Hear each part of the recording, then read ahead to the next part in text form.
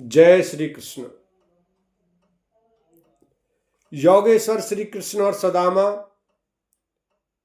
संदीपनी ऋषि के आश्रम में शिक्षा ग्रहण करते थे। तो बालपन में ही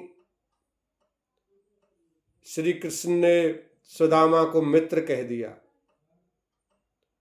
सुदामा सकुचे, क्योंकि सुदामा के परिवार की जो दशा थी वो बहुत निर्धन थी, गरीब थे वो, और श्री कृष्ण राजकुमार थे। तो सुदामा ने कहा कि मित्र तो कह रहे हो, लेकिन हो सकता है मैं मित्रता ना निभा पाऊं। तो योगेश्वर श्री कृष्ण बोले कि हे मित्र, जब मैंने तुम्हें अब मित्र कह ही दिया तो अब मित्रता निभाने की जिम्मेवारी मेरी है। आजीवन मित्र धर्म का पालन मैं करूंगा।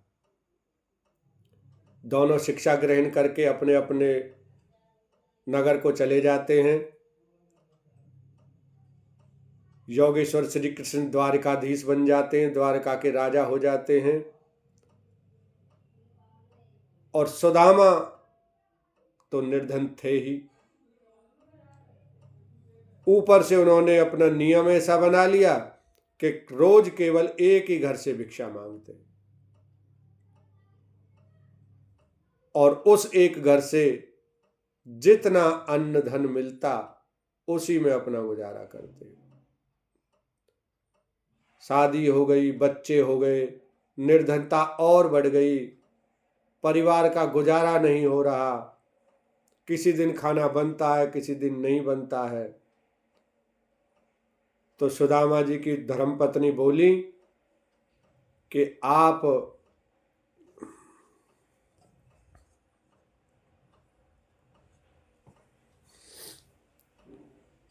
श्री कृष्ण आपके मित्र हैं,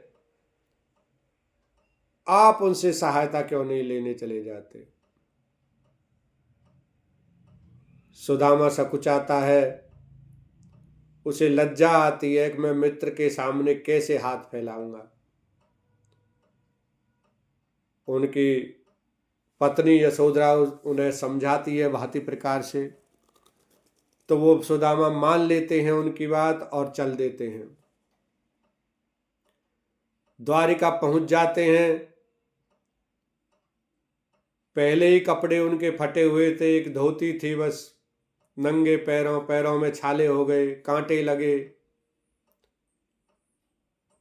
और द्वारिका पहुंचते पहुंचते वो भी मैले हो गए, फट गए। द्वारपाल पर जब पहुंचते हैं, द्वारपाल उनको दशा को देखकर हंसते हैं, श्री कृष्ण से मिलने की कामना करते हैं, द्वारपालों को समझाते हैं कि भाई वो मेरे परम मित्र हैं, मुझे उनसे मिलना है। लेकिन द्वारपाल उनकी दशा को देखकर उन्हें मिलने की अनुमति नहीं देते हैं। फिर द्वारपाल कहता है कि आप यहीं ठहरो, मैं श्री कृष्ण के पास आपका संदेशा भेजता हूं, जैसा वो कहेंगे तो आपको हम मिलवा देंगे। द्वारपाल जाता है। श्री कृष्ण जी अपने महल में विराजमान थे, उनकी रानियां उनके साथ थीं, और राजमहल में जाने के लिए श्री कृष्ण जी तैयार हो रहे थे। तभी द्वारपाल कहता है कि महाराज, एक निर्धन ब्राह्मण महल के द्वार पर आ पहुंचा है, यदि आपकी आज्ञा हो तो वो आपसे मिलना चाहता है। तो श्री कृष्ण जी कहते हैं कि हे द्वारपाल, इस द्वारिका में, हमारे राज्य में ऐसा नियम कब से बन गया कि ब्राह्मणों को मिलने की आज्ञा लेनी पड़े। तो द्वारपाल कहता है कि महाराज ऐसी बात नहीं है, वो कुछ विक्षिप्त प्राणी है, उसकी दशा ऐसी है, कोई निर्धन ब्राह्मण है और वो आपको अपना परम मित्र कहता है। तो श्री कृष्ण जी कहते हैं क्या नाम है उनका, कौन है वो। तो द्वारपाल बताता है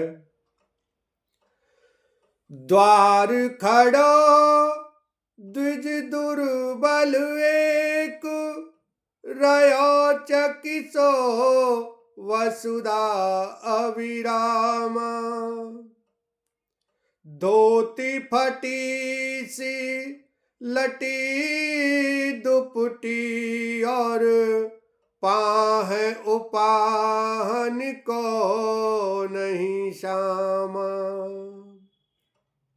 श्री कृष्ण जी खड़े हो जाते हैं तो द्वारपाल कहता है, द्वार खड़ो द्विज दुर्बल एक, रयो चकिसो वसुधा अविरामा। पूछत दीन दयाल को धाम, बतावत आपनो नाम सुदामा। और जैसे ही श्री कृष्ण ने सुदामा का नाम सुना तो भाग पड़े।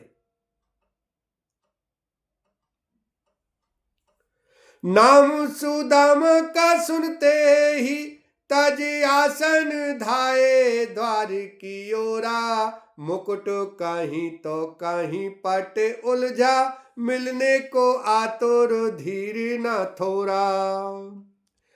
ऐसी उतावली है मन में, ऐसी उतावली है गति में, जैसे बावली वायु का मस्त झकोरा। मित्र से भेंटे को मित्र चले ज्यों, धावत चांद की ओर चकोरा।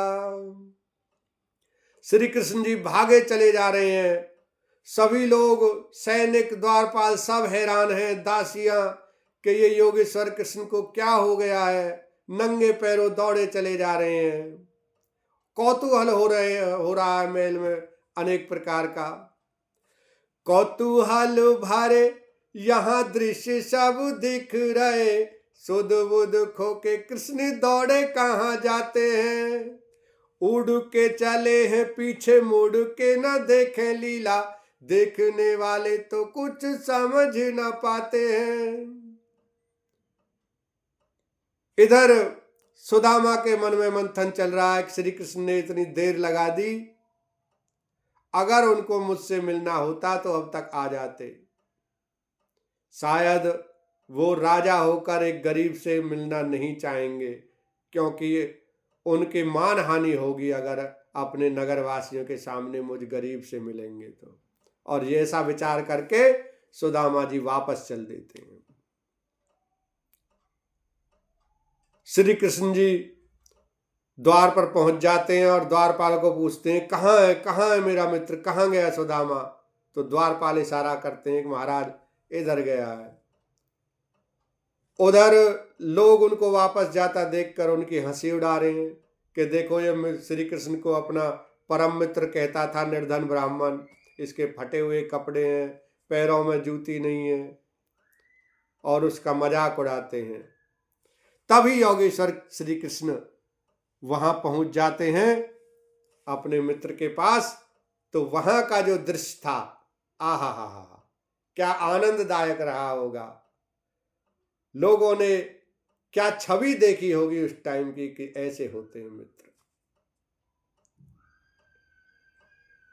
बचपन के बिछड़े दो मीत आज सन्मुख हैं, नैनों में दर्शनों की याचना पवित्र है। राजा रंक छोटा बड़ा ऊंच नीच कोई नहीं, प्रेम की धरा पे मित्र केवल एक मित्र है। और दोनों गले लग जाते हैं। वो क्षण जो है वो देखने लायक होगा, बड़ा विचित्र। दोनों की मित्रता को हम सत सत नमन करते हैं। जय श्री कृष्ण।